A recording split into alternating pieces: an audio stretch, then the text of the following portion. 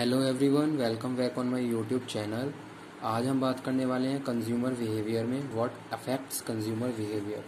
Consumer behaviour को क्या affect करता है वो आज हम बात करने वाले हैं इस वीडियो लेक्चर में। So let's start. Consumer behaviour, what affect consumer behaviour. ठीक है, तो कंज्यूमर बिहेवियर को क्या चीज़ें अफेक्ट करती हैं। तो यहाँ पे मैंने कुछ पॉइंट्स लिखे हुए हैं, जैसे कि मार्केटिंग कैंपेन्स, ठीक है, इकोनॉमिक कंडीशंस, उसके बाद मैं बात कर रहा हूँ पर्सनल प्रेफरेंसेस, ग्रुप इन्फ्लुएंसेस। ठीक है, तो वन बाय वन हम डिस्कस कर लेते हैं। Social psychological factors also affect the consumer behaviour as we studied prior in the prior lectures. First one is marketing campaign. ठीक है, many things can affect consumer behaviour but the most frequent factors influencing consumer behaviour are marketing campaign. पहली चीज़ क्या है, many things can affect the consumer. Consumer को बहुत सारी चीज़ें अफेक्ट करती हैं। ठीक है, जिन जिन सिचुएशंस के साथ कंज्यूमर बेयर कर रहा है या फिर जिन जिन कंडीशंस में कंज्यूमर एक तरीके से सर्वाइव कर रहा है, वो सारी चीज़ें, वो सारी सिचुएशंस कहीं ना कहीं कंज्यूमर पे इन्फ्लुएंस करती हैं, उसको अफेक्ट करती हैं। पहली चीज़ ये। ठीक है, तो वो यहाँ पे हम बात कर रहे हैं। यहाँ पे कुछ मेन पॉइंट जैसे कि मार्केटिंग टर्म्स की यहाँ हम बात कर रहे हैं। Marketing campaigns influence purchasing decisions a lot.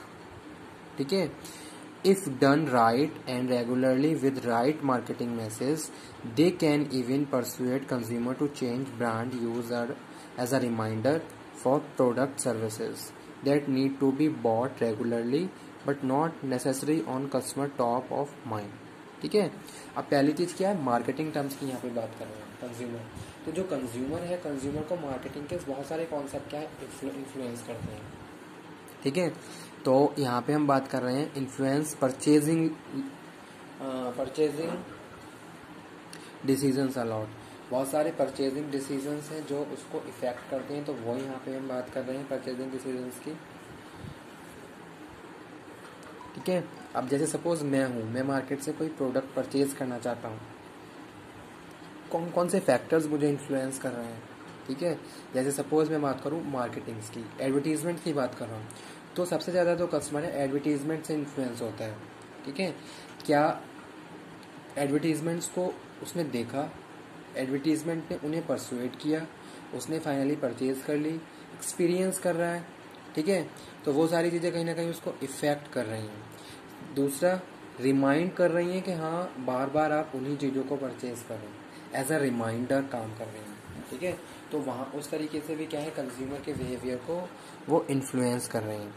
ठीक है, और जैसे सपोज कोई नया टर्म्स आता है तो वो सारी चीज़ें भी कस्टमर कैसे अवेयर होता है, मार्केटिंग या एडवर्टीजमेंट्स के थ्रू। तो कहीं ना कहीं ये सारी चीज़ें कंज्यूमर के बिहेवियर को क्या कर रही हैं, इन्फ्लुएंस करती हैं। इसी जैसे सेकंड है economic conditions. For expensive product specially like house, cars, economic conditions play a big part of.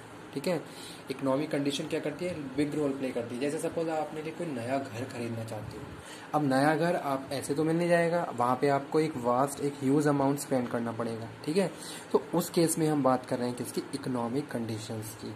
जैसे सपोज आप कुछ एक्सपेंसिव प्रोडक्ट परचेज करना चाहते हो, तो उस केस में आपकी इकोनॉमिक कंडीशंस क्या है, वो भी आपको इन्फ्लुएंस करती है। मेरी डिज़ायर है कि मैं किसी अच्छी गाड़ी में घूमूँ, किसी बड़ी, मतलब कि कोई ऐसी ब्रांडेड गाड़ी, ठीक है, उसमें घूमूँ। अब क्या मेरी इकोनॉमिक कंडीशन ऐसी है कि मैं उसको अफोर्ड कर पा रहा हूँ, तो कहीं ना कहीं इकोनॉमिक कंडीशन ने मेरे बिहेवियर को अफेक्ट करा।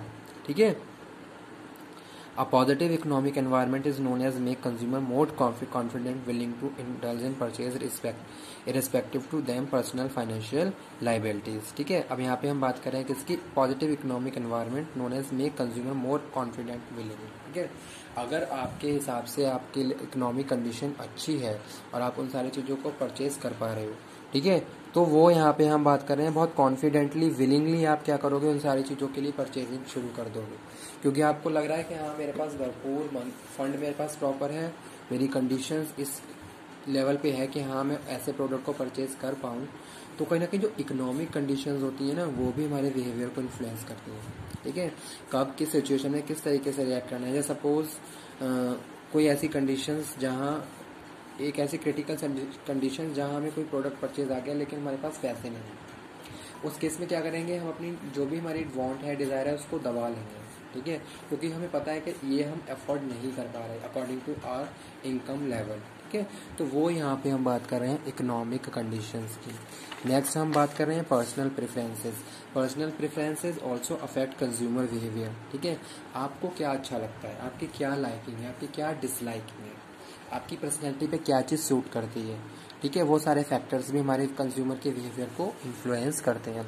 Consumer behaviour can also be influence by personal factors, जैसे कि लाइकिंग, डिसलाइकिंग, प्रायोरिटीज़, आप किन चीज़ों को प्रायोरिटीज़ देते हो, मोरल, आपके क्या वैल्यूज़ हैं, आप किन एथिक्स पे एथिकली कितना एथिकली आप काम कर रहे हो, ठीक है। इन इंडस्ट्रीज लाइक फैशन और food, personal opinions are specially powerful, ठीक है। Advertisements can course help, but the end of the day consumer choice are greatly influenced by their preferences, ठीक है। कितना भी हम अपने लिए ऑर्गेनाइजेशन के लिए कुछ नए डिसीजंस को बनाएं, लेकिन जो कंज्यूमर के जो प्रेफरेंसेस हैं उसी के हिसाब से जो बिहेवियर परचेजिंग पैटर्न है वो चेंज होता रहता है। जैसे जैसे कंज्यूमर की लाइकिंग डिसलाइकिंग चेंज होगी, उसी हिसाब से हमें मार्केट में अपने आप को रेडी करना होता है, ठीक है। तो कहीं ना कहीं जो कंज्यूमर का बिहेवियर है वो पर्सनल फैक्टर्स के थ्रू भी क्या हो रहा है, इन्फ्लुएंस हो रहा है। नेक्स्ट हम बात कर रहे हैं ग्रुप इन्फ्लुएंस की। Peer persons also influence consumer behavior, but our family members, classmates, immediate relatives, neighbors, ठीक है, think or do can play a significant role in our decision, ठीक है। पीयर ग्रुप तो हमें इन्फ्लुएंस करते हैं, लेकिन जो हमारे पर्सनल टच में जो ग्रुप है वो भी हमें इन्फ्लुएंस करते हैं, ठीक है। तो उस हिसाब से भी हमारा जो परचेजिंग पैटर्न है वो क्या है, चेंज हो जाता है। जैसे सपोज मैं किसी ग्रुप में काम कर रहा हूँ, अब ग्रुप में लोगों की अलग अलग थिंकिंग है प्रोडक्ट के लिए। सपोज कोई नया मार्केट में प्रोडक्ट आया, कुछ लोगों ने उसको कोई नया लैपटॉप आया, एग्जाम्पल कोड कर रहा हूँ, तो जो भी स्टूडेंट्स हैं उन्होंने उसको परचेज कर लिया। अब उसके बेस्ट रिजल्ट रही तो वो ये पॉजिटिव कैंपेनिंग दूसरों के साथ शेयर कर रहे हैं। अब इस चीज़ का जो अदर कस्टमर्स हैं उसके लिए या जो अदर स्टूडेंट्स हैं उस पर इफेक्ट पड़ेगा। अगर मुझे भी फ्यूचर में कभी लैपटॉप खरीदना होगा तो मैं उसी लैपटॉप को खरीदूंगा जो पहले मैंने अपने दोस्तों के साथ इसकी बातें की थी। तो कहीं ना कहीं इस तरीके से जो ग्रुप है, ग्रुप भी इन्फ्लुएंस करता है, बिहेवियर को चेंज करता है, ठीक है। जैसे कि यहाँ पे लिखा हुआ है social psychology impact consumer behavior, choosing fast food over home cooked meals, for example, is just one of the such situation. In education, several need social factors can have an impact, ठीक है। अब हमारी क्या psychology है किसी भी चीज़ के लिए, ठीक है। जैसे सपोज कुछ लोग होते हैं उन्हें घर पे खाना अच्छा लगता है, कुछ लोग होते हैं उन्हें रेस्टोरेंट पे खाना अच्छा लगता है, ठीक है। तो ये सारी चीज़ें हमारी साइकोलॉजिकल फैक्टर्स पे डिपेंड करती हैं।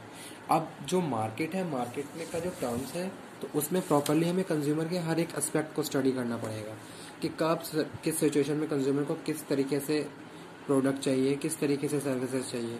तो वो यहाँ पे हम बात कर रहे थे इन्फ्लुएंस ग्रुप, ठीक है। तो यही था आज का topic, what affect consumer behaviour. Consumer behaviour affected by marketing campaigns, economic conditions, personal preference और group influence. Okay, thank you very much.